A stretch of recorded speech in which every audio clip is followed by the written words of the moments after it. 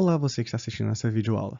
Meu nome é Gabriel Alves Gomes e hoje eu vou falar sobre segurança no trabalho, referente ao capítulo 14 do livro Ergonomia, Projeto e Produção. A nossa apresentação está dividida em 5 tópicos, sendo eles o erro humano, fatores que influenciam nos acidentes, segurança na indústria, projeto de produtos seguros e implementação da segurança no trabalho. O erro humano. Quando nós falamos de segurança no trabalho, nós queremos manter o nosso trabalhador o mais longe possível de perigos e ameaças, porque nós sabemos e conhecemos bem a natureza do ser humano, e o ser humano que erra, queira ele ou não, é inevitável que a gente erre. Então, o primeiro tópico que a gente vai falar aqui é sobre o erro humano em si, certo? Uma forma mais correta da gente considerar o erro humano não é pelas suas consequências, mas pelo acompanhamento das variações do comportamento humano. Esse comportamento nunca é constante. Até mesmo os trabalhadores muito experientes, ou aqueles que executam tarefas simples e repetitivas, apresentam certas variações. Você consegue ver isso bem no ambiente de trabalho, onde você tem aqueles trabalhadores que trabalham lá há muito tempo e sempre fizeram daquele jeito, e por isso acham que nunca vão conseguir errar, certo? E quando a gente fala desse tipo de erro, a gente tem que se atentar a 2 pontos, que é quando a intensidade da variação for muito grande, certo? Todo tipo de a ação ela tem uma faixa aceitável, né? O fator de segurança que a gente fala de um determinado erro. Mas a gente tem que ver os momentos em que essa variação ou adaptação para uma situação diferente não for o suficiente. Algo que a gente também precisa diferenciar é um erro de uma violação. Quando a gente fala de erro, a gente está falando de um ato involuntário, certo? Algo que desvia do que é normal, do que a gente pretende fazer, e geralmente recai no domínio da percepção. Quando falamos de violação, é um ato deliberado que se desvia da ação segura. Algo consciente, ocorre no contexto social e envolve fatores cognitivos e emocionais. Há muito tempo atrás, não existia essa distinção entre erro e violação. Porém, como o tempo passou, e essas distinções passaram a ser feitas, foram percebidos que muitas tragédias, muitos problemas que eram atribuídos a erros, na verdade se tratavam de violações. Um grande exemplo disso é a da usina de Chernobyl que vocês estão vendo aí na tela, em que tem até uma série da HBO que retrata bem sobre isso, que é o próprio Chernobyl, uma minissérie, que foi muito bem avaliada por tratar minuciosamente, com muitos detalhes e com veracidade com relação ao que aconteceu. E se você assiste, você percebe que o grande fator responsável por todo esse acidente foi violação. Foi um inspetor que estava forçando, que já tinha muita experiência, estava forçando uma operação que não estava seguindo as regras, as normas previamente estabelecidas de segurança e que resultou no desastre que até hoje a gente sofre com ele, né? Pelo menos as pessoas que moram perto dessa região, sofrem com isso. Existem muitos tipos de erros humanos. Aqueles mais comuns são ocasionados por erro de percepção, em cujas ações não produzem o efeito desejado. Há também casos de ações certas, mas que são executadas no tempo errado, ou ações que são omitidas ou acrescidas sem necessidade. Dessa forma, nós temos, de acordo com o livro, 3 tipos de distinção entre esses erros. Os erros de percepção, que são erros devido aos órgãos sensoriais, como falha em perceber um sinal, identificação incorreta de uma informação. Os erros de decisão são aqueles que ocorrem durante o processamento das informações pelo sistema nervoso central, como erros de lógica, avaliações incorretas, escolha de alternativas erradas. E os erros de ação são erros que dependem de ações musculares, como movimentos incorretos, posicionamentos errados, troca de controle, força insuficiente ou até a demora na ação. Bom, as violações são de natureza mais complexa e não se explicam apenas pelos fatores fisiológicos, pois elas são conscientemente praticadas. Uma pessoa que vê e ultrapassa o sinal vermelho no trânsito não tem erro de percepção e tem consciência de que está infringindo uma norma já estabelecida. Assim mesmo, ela pratica esse tipo de ato sabendo que o mesmo envolve um elevado risco de acidente. As violações elas podem ser explicadas por 2 causas. Como a gente vê aí, motivação interna, onde são ocasionadas por problemas psicológicos, necessidade de autoafirmação, rebeldia, demonstração de não conformidade a certos estereótipos. E a motivação externa, que são violações praticadas por premência de tempo, necessidade de ganhar dinheiro, pressões sociais ou seguir regras e valores de certos grupos e minorias. Análise dos erros. Nem sempre é fácil identificar e caracterizar os erros. No julgamento do que é certo ou errado pode haver um certo grau de subjetividade. Quantas vezes você já ouviu alguém falar: o que é errado para uns pode ser certo para outros, depende dos critérios que você está usando. Além disso, nem todos os erros produzem consequências danosas, como normalmente se supõe. E a gente está falando aqui do julgamento desse erro humano. E para que um julgamento humano insatisfatório seja classificado como um erro, é necessário que haja esse julgamento. Esse julgamento pode ser feito pela própria pessoa que está realizando a ação. Essa pessoa quase sempre é capaz de perceber que errou, desde que o objetivo daquilo que era pretendido seja claramente definido, como antecedência e que haja um sistema de realimentação para informá-lo sobre o resultado dessa ação. Falando ainda de análise dos erros, aqui a gente está tratando do enfoque analítico. Até recentemente, os acidentes eram registrados como fatos, sem maiores considerações sobre as condições ou processos de trabalho onde ocorriam. Nos últimos anos, tem se dado maior ênfase ao enfoque analítico do acidente, com o uso de métodos semelhantes aos que eram usados para investigar as falhas do sistema técnico.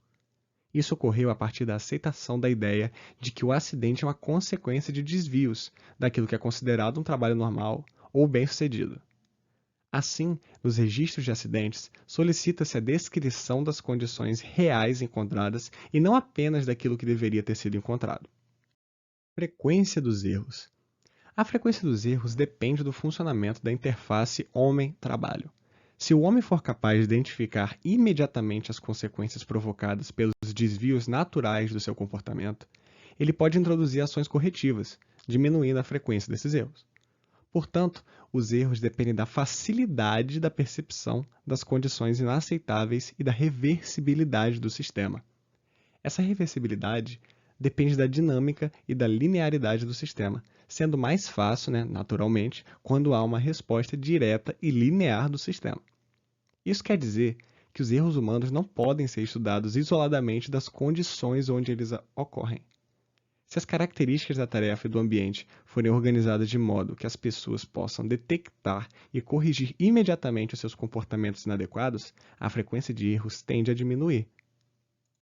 Falando um pouco sobre prevenção de erros, existem algumas medidas que podem ser tomadas para fazer com que determinados problemas e situações trágicas aconteçam. Uma delas, por exemplo, é substituir o homem pela máquina, onde a gente viu naquele documentário do Carne e Osso que aquele trabalho manual repetitivo causava sérios danos ao ser humano, quando, na verdade, se ele pudesse ter sido feito por uma máquina, seria feito tanto de maneira mais padronizada quanto por mais tempo, certo? Isso traz, de certa forma, economia para o processo, claro que não de imediato, isso é uma coisa a longo prazo, mas é uma das formas de prevenir esses erros. A aplicação dos conhecimentos ergonômicos, certo? Você trazer um ambiente onde o trabalhador consiga ter conforto, consiga trabalhar da melhor forma possível, com certeza diminui a chance dele cometer um erro. Outra coisa também, falando do trabalhador ainda, é essa seleção, treinamento e supervisão. Quando você treina, quando você prepara, você tende a mitigar muito mais as questões de problemas. Quando você seleciona bem o seu profissional, você consegue fazer um filtro das pessoas que naquela posição causariam algum problema. E supervisão é para você sempre garantir, uma pessoa mais experiente, tendo outro tipo de ponto de vista, olhando de fora, que aquele problema não vá ser repercutido. Teoria da homeostase do risco. Essa teoria afirma que cada pessoa tem um determinado marco, certo? Aquele limite superior, aquele teto para o risco. Isso significa que essas pessoas estão dispostas a correr um certo nível de risco até que este se aproxime do seu marco. Segundo essa teoria, haveria um mecanismo de ajuste do risco, aumentando ou reduzindo em função das condições de segurança. Por exemplo, a instalação de equipamentos de segurança em automóveis, como o cinto de segurança, airbag, isso diminuiu o risco, Contudo, alguns motoristas, ao sentirem-se mais seguros, passaram a dirigir de forma mais agressiva, aumentando assim os seus riscos, até se aproximarem novamente dos respectivos marcos. Segundo essa teoria, a simples instalação desses equipamentos não contribuiu para diminuir os acidentes. De acordo com a teoria da homeostase, a forma mais eficiente de reduzir os acidentes é atuar sobre o marco, procurando abaixar o seu nível. Isso, naturalmente, só é válido nos casos em que a própria pessoa tem controle sobre o grau de risco a que está exposta. Não vale, por exemplo, para os casos em que o ritmo da produção é comandado pela máquina. Existem muitas maneiras de reduzir esse marco. E aqui temos alguns exemplos. Por exemplo, instruir os trabalhadores. Mostrar as ligações entre comportamentos de riscos e os seus respectivos acidentes, bem como as suas consequências em termos humanos, sociais e materiais. Isso é particularmente válido quando há falha na percepção do risco, ou seja, o risco real é maior que aquele suposto pelo trabalhador. Conceder incentivos. Reforçar a prática de atos seguros, visando aumentar a frequência dos mesmos. Por exemplo, conceder um prêmio ou um dia de folga para trabalhadores que completarem certa quantidade de dias trabalhados sem se envolver em nenhum acidente. Aplicar punições. Aumentar as consequências sobre aqueles que praticam atos inseguros, como castigos e punições. Por exemplo, aumentar o valor das multas para excesso de velocidade. São medidas para diminuir esse marco. Fatores que influenciam nos acidentes. Há critérios para serem analisados sobre o tipo de erro que pode ocorrer em um ambiente. Nem todos os erros provocam acidentes, os acidentes não ocorrem com tanta frequência, pouca relação entre a gravidade do erro com a do acidente. Para ampliar os estudos além da dependência dos acidentes, para compreender os erros, Fitts e Jones redesenvolveram um método chamado de incidente crítico. Incidente crítico, lembre-se dessa definição, são situações anormais que aconteceram, porém foram evitadas a tempo, antes que elas se tornassem de fato um acidente. A etiologia dos acidentes. O termo etiologia se refere ao ramo do conhecimento cujo objeto é a pesquisa e a determinação das causas e origens de um determinado fenômeno, no nosso caso, os acidentes. A etiologia organizada por Reason é separada por blocos compostos por, primeiro aqui que a gente pode ver, organização, segundo, local de trabalho e, por último, trabalhadores. No bloco da organização, algumas decisões organizacionais podem criar condições que favorecem o aparecimento de acidentes. Estas são chamadas de falhas latentes e incluem atividades como projeto do produto, projeto do trabalho, planejamento e controle da produção. Muitas vezes, essas decisões são condicionadas por fatores como restrições financeiras, as próprias políticas da empresa ou alguns prazos muito limitados. Exemplo disso são materiais de má qualidade usados nas instalações da fábrica. Em consequência, nem sempre se pode garantir as melhores condições para a realização daquele trabalho. Isso acaba criando as falhas latentes. Essas falhas se propagam dentro da organização e seguem o fluxo produtivo, através dos diversos departamentos. No bloco 2, nós temos o local de trabalho, onde surgem as condições para a ocorrência de erros e violações. Entre elas, inclui-se equipamentos e ferramentas inadequados ou até mesmo mal conservados, postos de trabalho mal projetados, ambientes sujos e com muito ruído, posturas inadequadas, cargas excessivas e outras coisas que nós já vimos durante a matéria. Por último, bloco 3, trabalhadores. Aqui entram as condições pessoais que podem favorecer a ocorrência de erros e violações, como estresse, fadiga, monotonia, entendeu?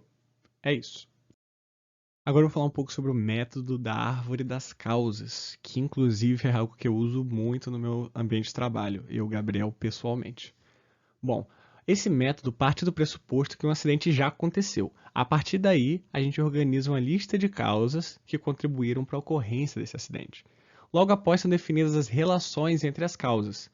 A gente consegue ver nessa figura da direita aqui, deixa eu ver se eu consigo pintar para ficar mais fácil, que a partir da falha do sistema, a primeira falha, a gente seguiu dois caminhos, certo? dois tipos de falha que normalmente são distintos uns dos outros e que a gente está colocando de maneira de analisar paralelas, ok? A partir delas, a gente começa a ramificar um pouco mais. Por exemplo, componente B ou C falham, certo? Vamos supor que seja um conjunto de duas peças. A gente consegue ramificar elas em outras duas causas para poder analisar de maneira mais específica. Conforme a gente for prosseguindo com essa análise, a gente seguindo essa ordem em ramificações, a gente vai chegar cada vez mais em uma causa mais detalhada, na qual a gente pode tratar como a causa raiz do nosso problema. Porque se a gente imaginar, por exemplo, um banheiro que você está com a pia tampada e está saindo água e essa água está vazando e inundando o banheiro todo, imagine que você quer resolver esse problema de inundar. Você acha que se você estiver, por exemplo, passando um rodo nesse chão, você vai resolver o problema? Então, você até vai tirar água, mas vai continuar caindo mais água. A gente tem que buscar a causa raiz, como se a gente tirasse essa tampa da pia e a água pudesse finalmente fluir normalmente, sem transbordar. Segurança na indústria. A indústria moderna caracteriza-se pelo alto grau de investimento em capital e pela complexidade de suas operações. Isso significa dizer também que possui muitos pontos vulneráveis, onde podem ocorrer acidentes, com um grande potencial de perdas e danos. Em diversos ramos industriais, diferentes métodos têm sido desenvolvidos para analisar os incidentes e acidentes, com o objetivo de identificar as suas causas e propor medidas de segurança. Através de análises sistemáticas, algumas indústrias conseguiram reduzir ao mínimo os acidentes provocados pelos erros humanos. Como é difícil estimar a confiabilidade humana de forma global, sua análise é decomposta em tarefas mais simples e se pesquisam as confiabilidades de cada uma dessas tarefas. Assim, se identificam algumas tarefas críticas do sistema, cujas confiabilidades podem ser determinadas, em comparação com outros casos semelhantes. Durante o projeto Sistema, deve ser dada especial ênfase a essas tarefas críticas, e nesse ponto se deve tomar uma decisão sobre o grau de confiabilidade que se deve atribuir a essas tarefas. Máquinas e equipamentos exigem cuidados especiais, pois geralmente têm partes móveis que representam riscos potenciais, mas eles podem tornar-se seguros se forem adequadamente projetados e construídos, bem instalados e operados por pessoas habilitadas. Existem três pontos críticos na máquina que normalmente são responsáveis pela maioria dos acidentes. São esses: geração e transmissão de movimentos, que abrange a fonte de movimentos e o sistema de transmissão, incluindo motor, eixo, engrenagens, polias, correias. Esses pontos são perigosos quando estão expostos. Ponto de operação é onde se processa o trabalho propriamente dito, realizando operações como corte, estampagem, solda, moldagem, dobramento. Esses pontos são especialmente críticos quando a alimentação e a retirada de peças são feitas manualmente. Outros pontos móveis. Bom, no sistema produtivo existem diversos outros pontos que se movimentam, não pertencendo às categorias anteriores. Exemplo disso são as correias transportadoras, alimentadoras de rolo, pontes rolantes, instrumentos de testes, veículos e outras coisas. Esses pontos merecem atenção prioritária do analista, pois são responsáveis pela grande parte dos acidentes. Projeto de produtos seguros. No mundo atual, os consumidores estão cada vez mais informados e exigentes. Em muitos países existem diversos tipos de normas e leis para garantir os seus direitos. Diante disso, algumas empresas resolveram investir na segurança dos seus produtos, baseando-se em dois pontos. Primeiro, na identificação de situações perigosas que poderiam resultar em acidentes, e segundo, na busca de soluções práticas para prevenir esses acidentes. A Universidade de Delft, na Holanda, desenvolveu um método para o projeto de produtos seguros, baseado em 5 etapas, que a gente está vendo aqui na nossa frente. Etapa 1, descrição de possíveis acidentes, análise do problema, identificação de fatores críticos, síntese e formulação da solução e avaliação da solução. Ok, mas assim na teoria fica mais complicado de entender. Vamos para um caso aplicado aqui para a gente ver como é que funciona? Um bom exemplo de aplicação seria o do redesenho de uma pequena bomba de ar, acionada a pedal. Você já deve ter usado ela para encher uma bola ou pneu de bicicleta na vida. Essa bomba é de uso doméstico e serve para encher pneus de carros, bicicletas e boias. Observando-se como esse produto é usado e guardado, verificou-se que havia uma mola no interior do pistão, com uma certa resistência que era compatível com as forças da perna. Para guardá-la, colocava-se o pedal próximo da base, e essa posição era mantida com um gancho. Isso foi considerado como uma possível fonte de acidente.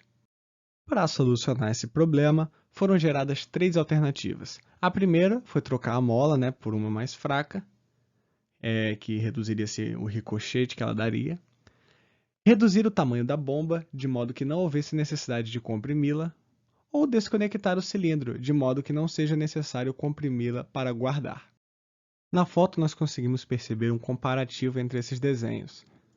No primeiro momento, nós temos aqui o modelo que já era existente, o qual tem esse gancho aqui que prende ela para você poder guardar. Só que para isso você tem que fazer uma certa força aqui nesse pedal para guardar ela. E caso esse gancho sofresse algum tipo de, sei lá, se ele se soltasse, era capaz disso rebater, causar algum dano na sua perna. Esse aqui foi o redesenho proposto, onde a gente tem um modelo mais slim, não sei como falar essa palavra direito em português, mas um modelo de maior facilidade de guardar e que não tem esse perigo aí dele dar um ricochete na sua perna e de causar um dano. Implementação da segurança no trabalho. O programa de segurança do trabalho deve ter existência formal, baseando-se em documentos escritos que façam parte da política geral da empresa. Também é importante que haja recursos especialmente destinados à sua implementação, para que os seus responsáveis tenham uma certa autonomia de ação e rapidez nas decisões, sem depender de mecanismos complicados e burocratizados de decisão. Esse programa deve incluir as seguintes etapas: comprometer a administração superior da empresa. Isso inclui a tomada de decisões estratégicas e a alocação dos recursos necessários, com uma fixação clara dos objetivos e metas a serem alcançadas. Criar uma unidade responsável pela implementação, ou seja, deve haver um grupo que é responsável pela implementação desse programa, podendo ser subdividido em várias atividades, como segurança interna, projetos de produtos seguros, realização de avaliação e testes, assim por diante. Envolver todos os escalões administrativos e de trabalhadores. Para isso, o grupo responsável deve realizar frequentes reuniões, palestras e outros eventos a fim de promover esse envolvimento no programa. A implementação do programa deve perpassar por toda a organização por meio dessas reuniões e comunicações. O acompanhamento da segurança pode ser feito por meio de inspeções periódicas aos principais postos de trabalho, podendo usar questionários ou checklists para fazer essas verificações. Se houver um acidente, deve ser preparado um relatório minucioso, descrevendo o tipo de acidente, a lesão causada e as condições do local onde ocorreu o acidente, verificando principalmente se houve algum desvio em relação às condições normais de operação. Se for constatada a ocorrência de alguma condição insegura no posto de trabalho ou equipamento envolvidos, deve-se fazer um relatório com recomendações dirigidas aos engenheiros e designers responsáveis pelo projeto, para que o problema seja resolvido. Uma das maneiras de tentar resolver esses problemas é adotando algumas práticas seguras. A que eu vou citar aqui se chama a prática dos 5S, que é uma prática bastante simples, barata e eficiente para manter os locais de trabalho limpos, arrumados e saudáveis, para reduzir os riscos de acidentes. Essa sigla tem origem em 5 palavras japonesas, todas começando com S, como a gente pode ver aí na imagem da nossa direita. Certo? Mas falando em português, que eu vou citar a ordenação. Os utensílios, materiais e equipamentos necessários ao trabalho devem ser separados e classificados por tipo e tamanho. Isso inclui também as informações e dados necessários a cada trabalho. Somente aqueles necessários devem estar no local de trabalho. Arrumação. Deve haver um lugar certo para guardar cada tipo de objeto, adotando-se algum princípio ou método de arrumação. Cada objeto deve ter o lugar certo, de modo que sejam facilmente encontrados quando necessários. Isso inclui também os arquivos de papéis e as informações eletrônicas. Limpeza. A área de trabalho deve ser mantida limpa e desimpedida, sem acúmulo de entulhos desnecessários, retirando-se as sujeiras e lavando-se aquilo que for lavável. Isso inclui também o uso de aquelas matérias-primas, informações e dados necessários em cada tarefa. Higiene. A área de trabalho Deve ter boas condições higiênicas e sanitárias, incluindo iluminação, ruídos, temperatura ambiental, poluição atmosférica e outros. Essas condições devem ser favoráveis à saúde física e mental do colaborador. A autodisciplina. Deve-se criar o hábito de observar as recomendações, preceitos e normas, com o exercício do autocontrole e autodireção, tendo iniciativa para propor e executar ações cabíveis. O 5S ajuda a desenvolver práticas seguras no trabalho, para que os riscos sejam evitados. Os benefícios imediatos do 5S são a melhoria do ambiente de trabalho, uso eficiente do tempo, melhor aproveitamento de materiais, prevenção de acidentes e aumento da produtividade. Varrer o chão sujo e jogar no lixo tudo que é inútil pode ser um bom começo. Pode-se instituir o Dia do 5S, quando todos arregaçam as mangas para remover as sujeiras e coisas inúteis do seu local de trabalho. Bom, gente, esse aqui foi a nossa apresentação sobre segurança no trabalho. Em caso de qualquer dúvida, pode me perguntar, me procurar. E é isso. Fiquem em paz.